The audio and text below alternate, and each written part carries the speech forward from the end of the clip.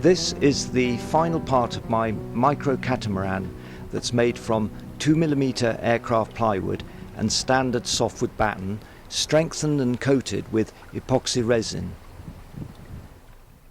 Now the entire craft fits into a smart car and can be assembled with just 10 bolts and in under 10 minutes. The catamaran was floated on my local canal about 4 times, testing various aspects of the design, which I evolved as I went along. Now, watching my friend Nick test it allowed me to observe it from the bank and see not only how it behaves, but consider the visual aspects of the final build. This is really important. Of course, my Maltese neighbour Roger, who's an ex-naval engineer, disagreed with my approach to designing and building as I go along, and he called by and, as always, had something to say. Sissa dak li qed nara li qed tibni il-katamaran li qed tibni joġobni ħafna. Well, my aim all along has been to create a lightweight craft that is light enough for an oldie like me to carry and to sail it on the River Avon, where I spent much of my youth watching wildlife from a canoe. The aim also is to create a craft that can carry my dog and my guitar and to have a range of about 20 miles.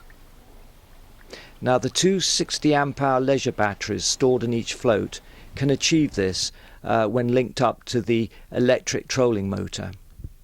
I said at the beginning in the first video that I was confident I would get this prototype 90% right, and I've achieved this, although I have to admit I made several attempts at different designs for the cross structure.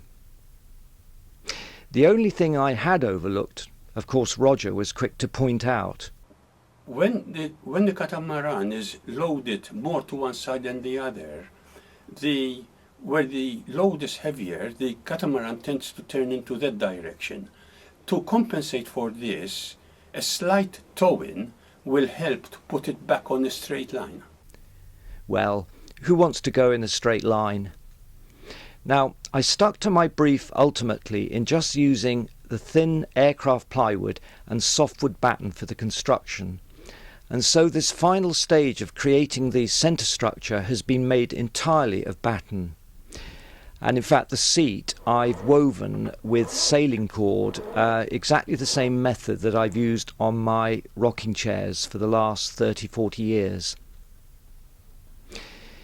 In fact, even the decking has been created by splitting sections of batten in half, using a polyurethane hot melt glue gun that the guys at Tight Bond sent me to try out.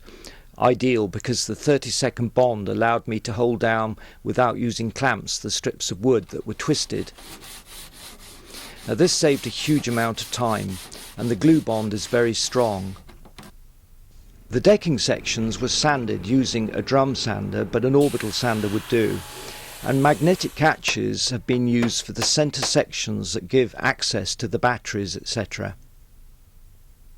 Now, I'm using a low-cost battery condition monitor for the time being, but hope to install a professional quality instrument that will ensure I'm not stuck up a creek without a paddle.